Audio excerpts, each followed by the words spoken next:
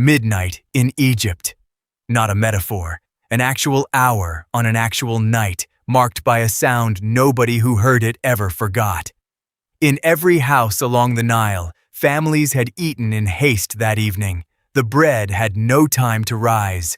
The meat was roasted whole and eaten standing up, sandals already on their feet, walking sticks already in their hands, ready to leave the moment they were told to leave. And on the doorframe of every Hebrew house in the region, there was blood, not for decoration, for protection. Then, at the darkest point of the night, when the whole city had finally gone quiet, it happened. You can imagine the sound first, not a knock, not a warning, just a sudden break in the silence that was somehow worse than silence itself. A cry, then another, then 100 more, rising from house after house after house, until all of Egypt was awake and screaming into the same black sky. The book of Exodus does not give you a long description of what happened. It gives you 4 words that do all the work. At midnight, he struck. Here's what I want you to notice before we go any further. This moment could have happened at dawn, in full daylight, with every eye in Egypt watching. It didn't. It happened in the hour when human beings are at their weakest, when the body wants nothing but sleep, when the mind has stopped defending itself, when every door in every house is, in every sense that matters, unlocked. And this is not the only midnight in the Bible. It happens again with a judge who tears a city gate off its hinges in the dark, alone, with no one watching. It happens again with a young widow who crosses a threshing floor barefoot, risking everything on a decision made hours before sunrise. It happens again in a flooded Roman prison cell where 2 beaten men choose to sing instead of sleep.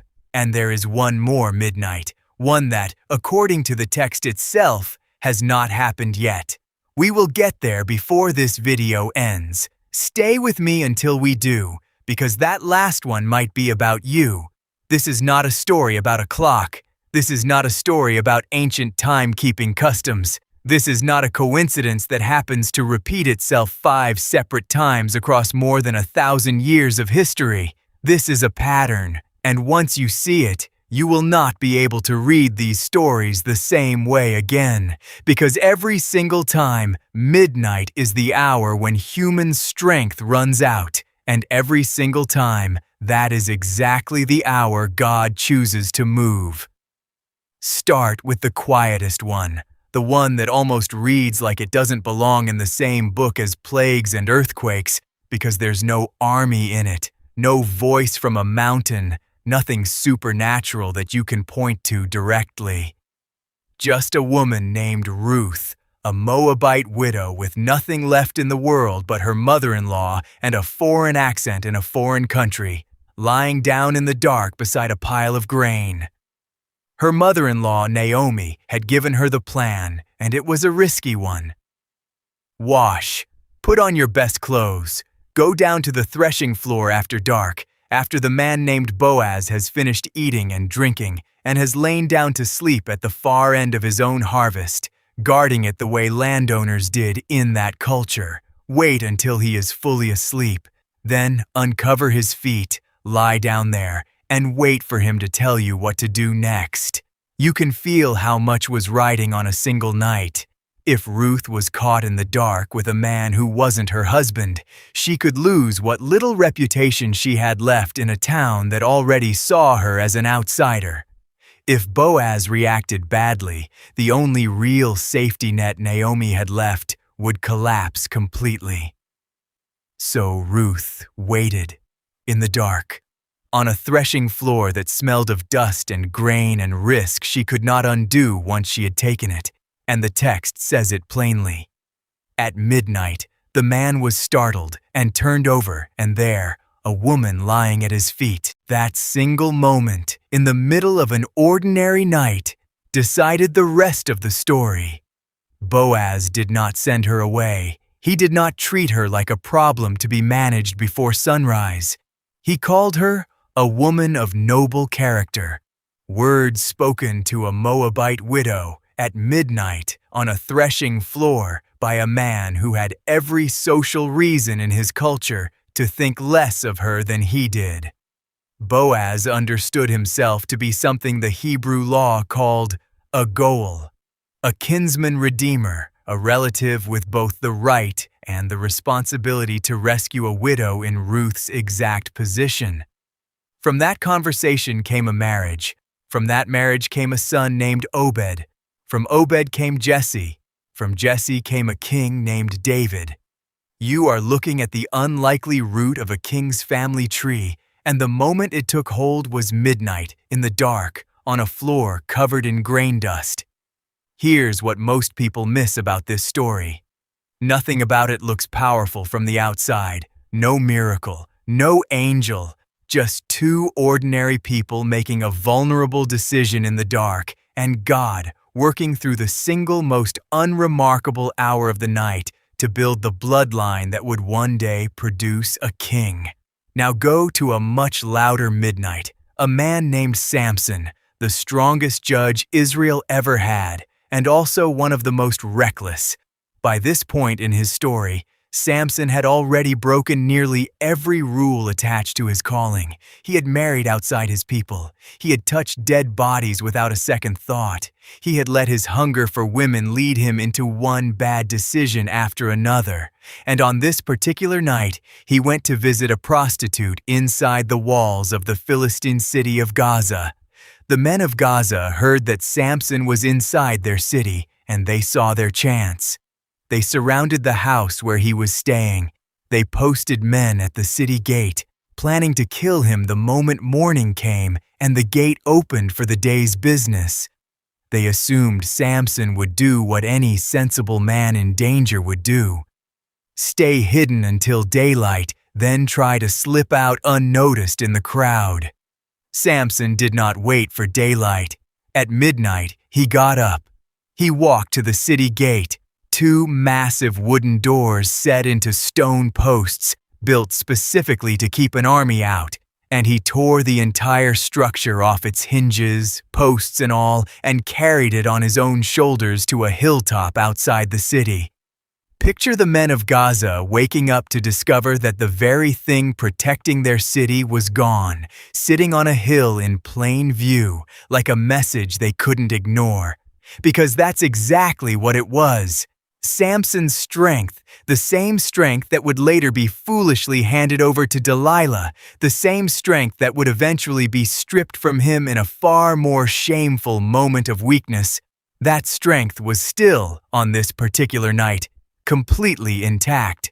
And it showed itself loudest in the dark, when no one expected him to have any fight left in him at all. But it gets stranger. This is the same man who, later in the story, falls asleep at midday. Not midnight, midday, in full daylight, in Delilah's lap, and loses everything that ever made him who he was. The hour that made him unstoppable was not the hour that destroyed him. That should tell you something about which hours actually deserve your guard, and which ones you've been guarding for no reason at all. There's one more thing worth noticing before the stakes get bigger. The book of Job, possibly the oldest book in the entire Bible, already understood this pattern long before Ruth or Samson lived it out. Job's friend Eliphaz describes a vision that came to him, in his own words, in thoughts from the visions of the night, when deep sleep falls on men. The same in-between hour, the same defenseless dark, already understood as the doorway where something beyond the ordinary could enter a person's life. Ruth and Samson lived it out in real events. Job's friend had already theorized about it generations earlier. The pattern was old, before any of these stories were ever written down. Let's pause here for a second, because I want you to see the shape of what's happening before we go any further. Twice now, midnight has been the hour of decision. Not the hour of disaster, the hour of decision. Ruth decided to trust a plan that left her completely exposed. Samson, despite his failures in nearly every other part of his life, found his strength fully available to him in the dark when it mattered most. Neither of them controlled the hour. The hour found them, and it asked something of them anyway. If stories like this are new to you, this channel looks at patterns hidden across the whole Bible. Not just the famous headline events, but what's actually happening underneath them. If that's useful to you, the subscribe button is right there, and it costs you nothing, because what comes next gets a lot bigger than one woman on a threshing floor or one man at a city gate. What comes next is a midnight that changed the fate of an entire nation, and a midnight that nearly buried 2 preachers inside a Roman prison cell. Go back to that night in Egypt, the one we opened with, because there is more to it than the screaming in the streets. The Hebrew word for midnight here is shatzo. You will find it written directly into the original text of Exodus, shatzo, halayla, the middle of the night, the exact center point between sunset and sunrise, the hour furthest away from any possible rescue. Moses had already told Pharaoh exactly when this would happen and exactly what it would cost him. Pharaoh hadn't believed him. Why would he? 9 plagues in, and Egypt was still standing, still functioning, still powerful. Why would the 10th be any different from the 9 before it? It was different because of where, exactly, it landed. Every firstborn son in Egypt, from the son sitting one day away from Pharaoh's own throne to the son of the lowest prisoner in Pharaoh's own dungeon, was struck down at Shatzo, the middle of the night. No army caused it. No weapon was lifted by a human hand. It happened in the 1 hour when absolutely no one, not even the most powerful man alive in that century, could keep proper watch over the people he loved most. The Jewish historian Josephus, writing centuries later in his Jewish Antiquities, described the aftermath that filled the streets of Egypt as a single wave of mourning that swallowed the whole nation at once. Egyptians, according to his account, grieving side by side with their own slaves, united for one terrible night in the exact same loss. And on the other side of that same midnight, across the city, behind doors marked with blood, already dressed and ready to leave, there was no wailing at all. There was relief. There was the rush of finally walking out free after 400 years of slavery. This is not a story about 10 plagues. This is not a story about one stubborn king who wouldn't listen. This is not a story about ancient Egyptian politics. This is the night an entire nation was born, and it was born during the exact same hour that, in every other house across the same city, brought nothing but unbearable loss. Here's the part nobody tells you. It was the same hour, the same Shazo, death in one set of houses, freedom in the other. Midnight itself didn't choose sides that night. The blood on the doorframe did. Move forward more than 1,000 years to a Roman prison in the city of Philippi, and you'll find that same hour doing something just as strange. Paul and his companion Silas had been arrested for casting a demon out of a slave girl, stripped in public, beaten with rods in the city square, and thrown into the inner cell, the section of the prison reserved for the most dangerous offenders, with their feet locked into wooden stocks. There was no obvious reason for either man to feel anything but despair. Their backs were torn open. As far as Philippi was concerned, their futures were already over. And at around Mesoniction, midnight, the Greek text uses that exact word, Paul and Silas were not groaning in pain in the dark. They were singing, praying out loud and singing hymns, loud enough that the surrounding prisoners could hear every word. Picture that room for a second. Stone walls, no light, the smell of blood and sweat and old straw. And in the middle of all of it, 2 men using the only hour the world had left them, the hour no jailer was watching closely, the hour every other prisoner had already given up and gone quiet, to do the one thing that made absolutely no logical sense at all. And then the ground moved. An earthquake, sudden and strong enough to shake the foundations of the building, snapped every door open at once and loosened every chain in the prison. The jailer, certain his prisoners had escaped and certain his own life would be the price demanded for it, drew his sword to take his own life before anyone else could punish him for the failure. Paul stopped him with a single sentence. "Don't harm yourself," he said. "We are all still here."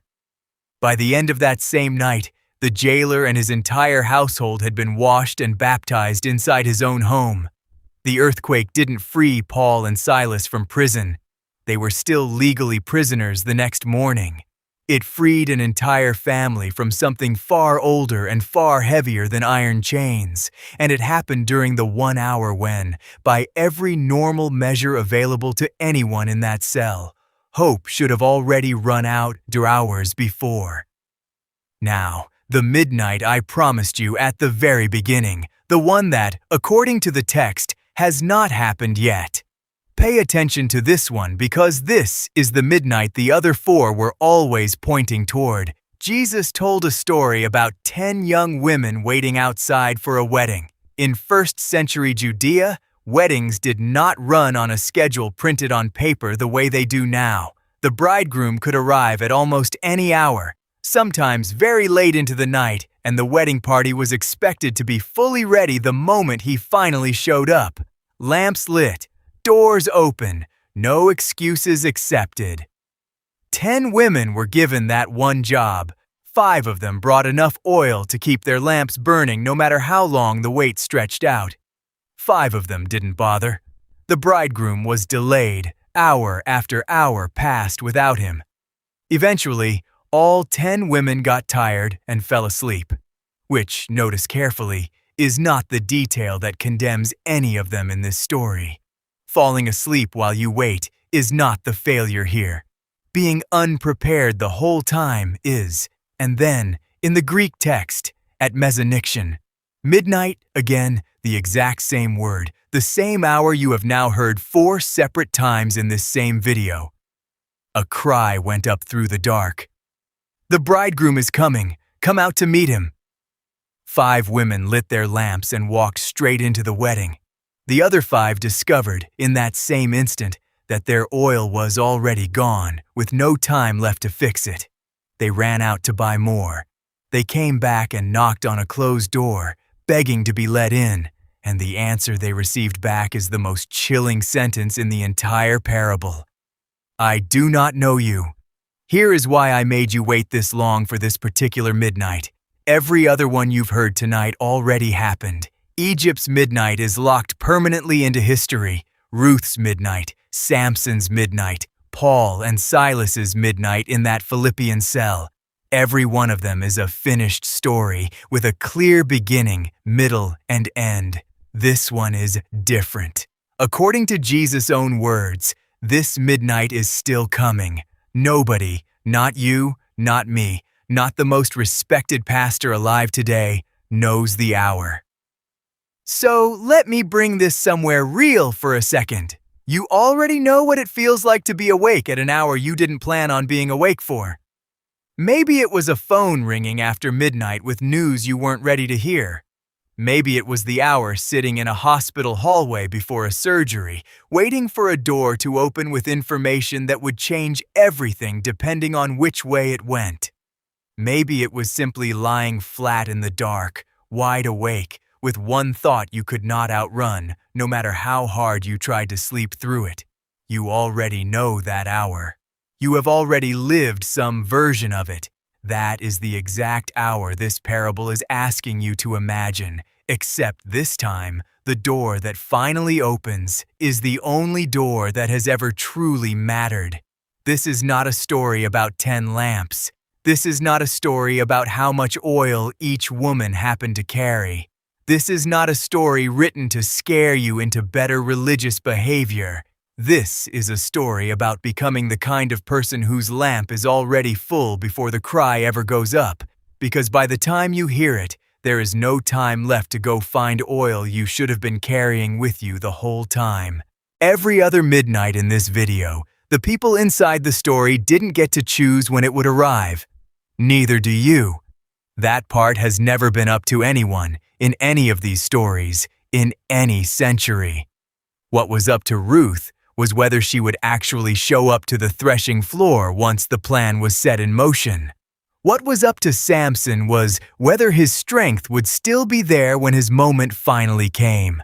What was up to Paul and Silas was whether they would sing or despair in a cell that had every reason to break them. And what is up to you right now, while it is still daylight wherever you happen to be reading this, is whether your lamp already has enough oil in it for an hour you cannot schedule, cannot predict, and cannot prepare for once it has already arrived. So here is what these 5 midnights, spread across more than 1,000 years of history, actually add up to. First, the truth. Midnight, in Scripture, is never wasted time, and it is never the hour when God happens to be looking away. Every single time the Bible takes you to midnight, something is being decided, delivered, or revealed. The hour of weakest human strength is, again and again, the exact hour God chooses to act. Second, what that means for you, specifically. Whatever hour you're living through right now, and you already know which one I mean, the dark stretch you don't always talk about out loud, that hour is not proof that you have been abandoned. Ruth had no way of knowing how her midnight would end while she was still lying on that threshing floor. The jailer in Philippi had no way of knowing either, until the ground actually started shaking beneath him. You don't get to see the ending from inside the hour you're currently in. You only get to decide what you do while you're still in it. Third, and this is the one I want to leave sitting with you. There is a midnight coming, according to Jesus himself, that none of us has scheduled and none of us controls. 5 women were ready for it. 5 were not. The difference between them was never how much they loved the bridegroom. It was whether they had actually prepared for an hour they could not predict in advance. So here's my question for you, and I genuinely want to know the answer. Out of every midnight in this video, which one hit you the hardest? Ruth on the threshing floor, Samson at the gate, Egypt